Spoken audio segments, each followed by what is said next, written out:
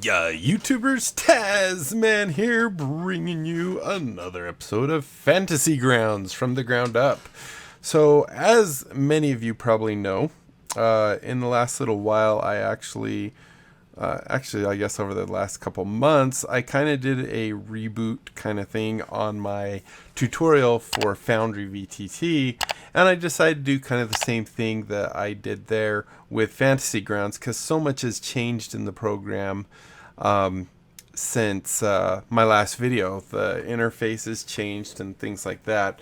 So, and I was thinking I would do it kind of the same format I did, where I will have, to begin with, getting a joinable game up and running as fast as possible for the GM, and then also have player guide as its own thing. So we'll either preface, the name of the title of the video with GM or player, depending on who it's geared towards. Now, that's not to say a player won't get anything out of watching the GM ones and vice versa.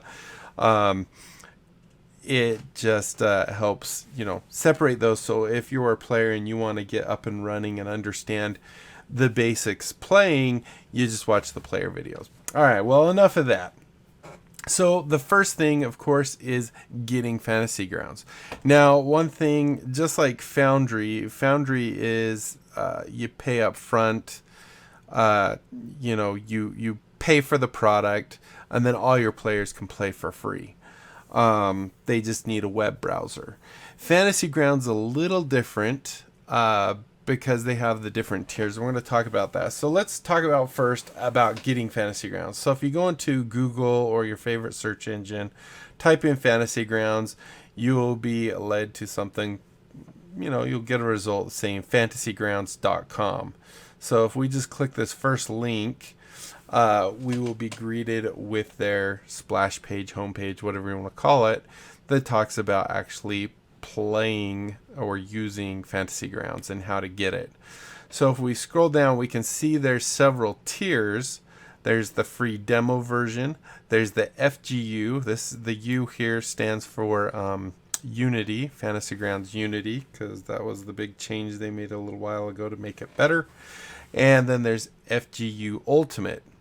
Now you'll see you can buy outright Fantasy Grounds Standard for $39. You can buy Fantasy Grounds Ultimate for $149. So let's talk just a little bit really quick about what those do. You also have the option of having a subscription where you pay monthly.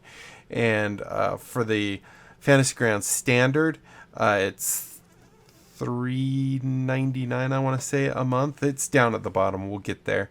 And then this one is $9.99 for the first 3 months, and then $9.99 a month after that. So basically, for your first 3 months, if you average that out, it'd be about $3.33 per month for those first 3 months, but you pay it up front. So it is $10 for the first month or first 3 months, and then it becomes $10 every month after that. So let's talk about what you get and the differences. So first of all, the free one, you cannot host any game. Your players can download the free demo version and join your game. So you can see I can play any ultimate hosted game, but I can't build my own campaigns. I can't play in a game hosted by a standard user. I can't host games for standard and ultimate users, and so on and so forth. So you get all this stuff that has the little no things on it, but you do get a lot of rule sets. Whereas with this one, FGU Standard, you're able to host and play games with other standard license users. So this means if you want to do an FGU Standard, then everybody that's playing on your table had to at some point given $39 to Smiteworks to get Fantasy Grounds Standard. Unity. Everything's going to be Unity. I might forget to say Unity here and there. Just pretend I say Unity. And then the Ultimate, this will allow you to have free demo users join your table, along with standard users can also join your table. So this is the creme de la creme. So as you can see here, you can see that this one doesn't host for demo players. This one does. So your players, all they need to do if you're the ultimate is have the free demo. If you have this, everyone has to have this to play it. Now, I do believe that I was messing around with it, and technically you can actually have one free demo player join a table that is standard. Now, they might have changed that. It's been a while since I've tested that, but that is how it used to be.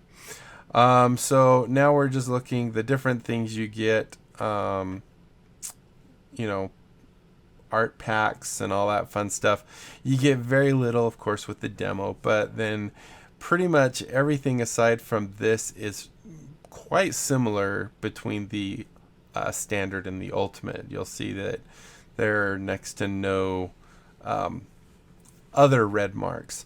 So here's what I was saying. It's $4 monthly for the subscription to the standard version, or $39 one-time fee, or $9.99 for the first 3 months, then $9.99 a month after that, or the one-time fee is $149.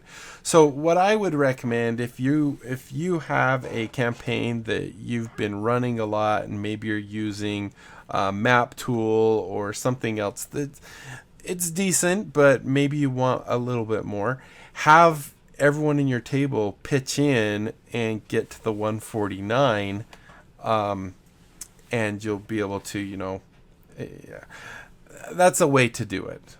So anyway, once you've purchased it, you'll get a license key and everything. Then you can come in here. It'll have you create an account, of course. You just click on the downloads, and you'll see here there's Fantasy Grounds Unity. Now, you still can, if you purchase the license before, you can also get the Fantasy Grounds Classic and actually be able to use the old school stuff. I mean, that's over a year or so old, I believe now. So there's not much support for that anymore. Also, if you have the Steam version, you can always get it there, but you can also get that in your Steam account itself. So if you click on the Fantasy Grounds Unity here, you will be greeted with this page, which if you scroll down is basically the same other page, but we have this chunk right here where we actually can download it. So we can choose our platform. We can do Windows, Mac, Linux, or Steam. This is going to open up your Steam store and let you download it there. I've already downloaded. It's not that big of an install, but I've already downloaded it, so I'm not going to worry about that.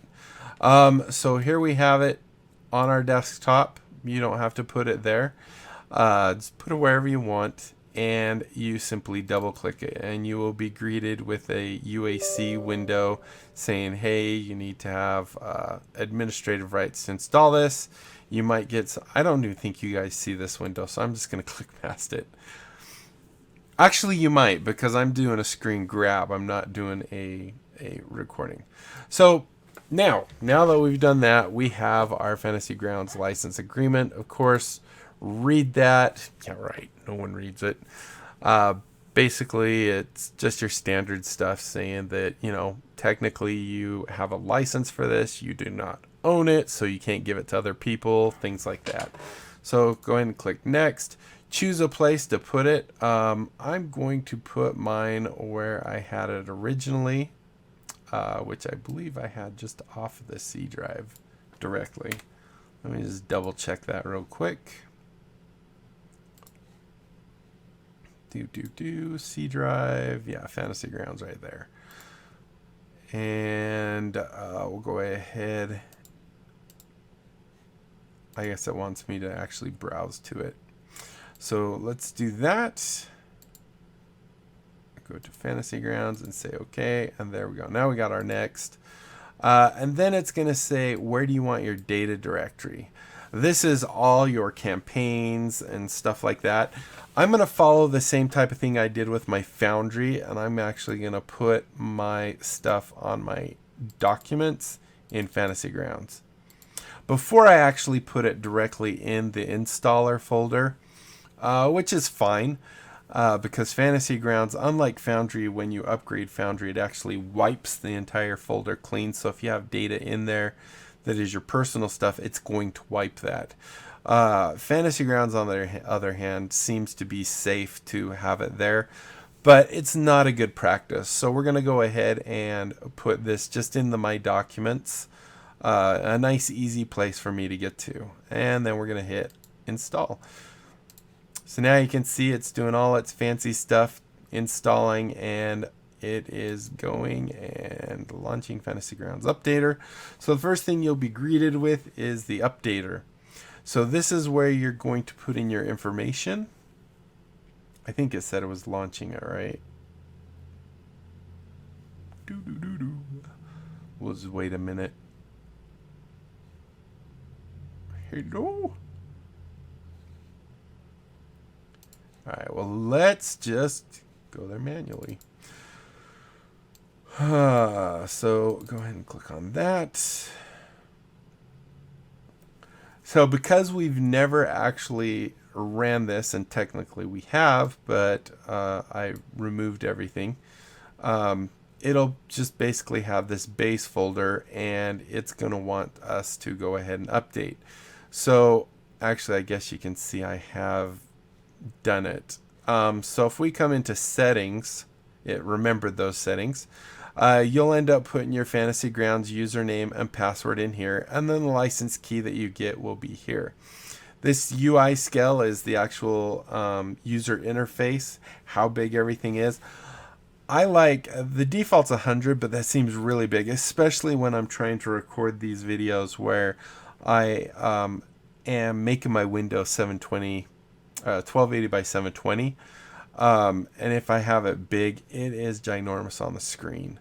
Then you have your account here if you want to link your Steam, or if you have a Paizo account, you can link that. Under advanced, you can see this is saying our directories. So we have the users, Tasman documents, and Fantasy Grounds, which is in my documents. Then you can choose your build. So if you do live, this is the one that's released. Dev is obviously going to be development. And then you also have, I think this one is just the previous version. So if you want to stay one version behind to make sure it's stable, this will actually, I believe that's what that is. And test, of course, is kind of like dev. It's just the next step up. We're going to leave it on live. And then, of course, you have your troubleshooting area right here. So once you've got this stuff set up, you can hit save. And then I can't launch Fantasy Grounds right now because it's technically not installed. It's just the very base part of Fantasy Grounds. So we're going to click update, and this is going to add lots of new folders and all kinds of fun stuff in here. And then it's going to relaunch, hopefully. There we go. And now it's going to get, like, now it's actually going through and checking my account. It's going to download the rule sets for all your different versions. You can see we have 30 things and we're on 1. It only takes a couple minutes depending on what you have. But once mine gets to 5e, it'll actually start doing like the 3 little modules, I think, as Tasha's. The 3 little modules I'm talking about are the ones that or are they the ones that go to Icespire Peak or something? So that'll just take a minute. While we do that, I'm going to go ahead and grab my Fantasy Grounds. Now, if you grab this one right here, it will always launch this updater window. However, it's kind of silly because when you're in here, it doesn't ever tell you if you have an update. All you ever do when you come in here is you click Launch Fantasy Grounds. So if you grab this Fantasy Grounds one, I'm going to hold Alt to create a shortcut for it on my desktop. If I do that, this will actually launch the Fantasy Grounds interface or main thing. And there it will actually have a little update button that will turn red whenever you want to, whenever there is an update. Now, another thing you can do is technically, if you launch this one, you can also launch a second instance, which I've done. Maybe we'll do it once this is all done. I'll show you what I mean, where you can actually have two instances of Fantasy Grounds running on the same machine. So you could have one set up as a player and one as the GM. This is mostly useful for doing a recording, or maybe if you're streaming and you have two screens, you can put your player version for player view on one screen and actually have that be the one you stream. So now you can see this is the main interface, and I'm going to shrink this down just a little bit. So one of these two, I can't remember. I believe it's this one. When it launches, it will check to see if there's actually a process of Fantasy Grounds already up. So if we try and launch now, say the update one, I need to go grab this. If we do the updater, I believe this one will launch still. No, this is the one that detects. So if you're doing it, here's the secret. You launch the updater one first, right? And then you click launch Fantasy Grounds there. They might patch this too, I don't know. Let's go ahead and shrink that down a little bit. So this would be like our player screen. And then we could launch the Fantasy Grounds one after that. And now we could have our GM screen. So just a little thing that might help you be able to, have it so if you're streaming it, you're not showing the actual GM secrets and everything. When you're streaming, you're just showing that. All right, so moving on. So right now we don't have anything.